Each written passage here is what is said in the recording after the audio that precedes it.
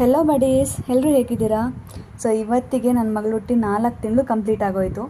ನನಗಂತೂ ಒಂದು little milestone ಕೂಡ ತುಂಬ ಖುಷಿ ಕೊಡ್ತಾ ಇದೆ. ಸೊ ಇವತ್ತು ಒಂದು ಸ್ಮಾಲ್ ಫೋಟೋಶೂಟ್ನ ಪ್ಲ್ಯಾನ್ ಮಾಡ್ಕೊಂಡಿದ್ದೆ ನಮ್ಮ ಮನೆಯಲ್ಲಿ. ಆ್ಯಕ್ಚುಲಿ ಹೇಳಬೇಕು ಅಂತಂದರೆ ನೆನ್ನೆವರೆಗೂ ಫಾರ್ಮರ್ ಥೀಮ್ ಅಂತ ಅಂದ್ಕೊಂಡಿದ್ದೆ. ಸೊ ಎಲ್ಲರೂ ಮಾಡೋದನ್ನೇ, ಸೊ ಅದನ್ನು ನಾನು ಕಾಪಿ ಪೇಸ್ಟ್ ಮಾಡೋಣ ಅಂತ ಅಂದ್ಕೊಂಡಿದ್ದೆ.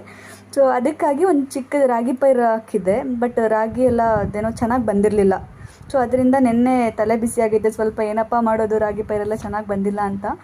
ಬಟ್ ಮನೇಲಿರೋ ಥಿಂಗ್ಸ್ನ ಯೂಸ್ ಮಾಡಿಕೊಂಡು ಹೊಸ್ದಾಗಂದರೆ ಎಲ್ಲ ತರಲಿಕ್ಕಾಗಲ್ಲ, ನಮ್ಮದು ಹಳ್ಳಿ ಅಲ್ವಾ, ಸೊ ಏನೂ ಸಿಗೋದಿಲ್ಲ. ಸೊ ಮನೇಲಿರೋ ಅಕ್ಕಿ ಕಾಳನ್ನ ಯೂಸ್ ಮಾಡಿಕೊಂಡು ಅದಕ್ಕೆ ಫುಡ್ ಕಲರ್ಸ್ನೆಲ್ಲ ಯೂಸ್ ಮಾಡಿಕೊಂಡು ಈ ಥರ ರೈನ್ಬೋ ಥೀಮ್ ಮಾಡಬಹುದು. ಇದು ಒಂದೇ ಇವಾಗ ಸದ್ಯಕ್ಕೆ ಬೇಗ ಆಗುವಂಥದ್ದು, ನನಗೆ ಅವೈಲೇಬಲ್ ಇರುವಂಥ ಥಿಂಗ್ಸ್ನ ಯೂಸ್ ಮಾಡ್ಕೊಂಡು ಮಾಡೋದಕ್ಕೆ ಈಸಿ ಆಗಿರುವಂಥದ್ದು ಅಂತ ಅಂದ್ಕೊಂಡೆ.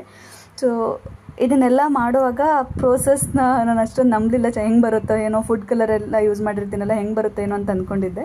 ಬಟ್ ಹೇಳ್ತಾರಲ್ಲ ಟ್ರಸ್ಟ್ ದಿ ಪ್ರೋಸೆಸ್ ಅಂತ. ಸೊ ಎಲ್ಲ ಕಂಪ್ಲೀಟ್ ಆದಮೇಲೆ ಔಟ್ಪುಟ್ ಅಂತೂ ಚಿಂದಿ ಚಿತ್ರಾನ್ನ ಅಂತ ಹೇಳ್ಬೋದು, ಅಷ್ಟು ಸಖತ್ತಾಗಿ ಬಂತು. ನನಗಂತೂ ತುಂಬ ಖುಷಿ ಆಯಿತು. ಸೊ ನನ್ನ ಮಗಳು ರೈನ್ಬೋ ಯಾವಾಗ ಬರುತ್ತೆ ಹೇಳಿ?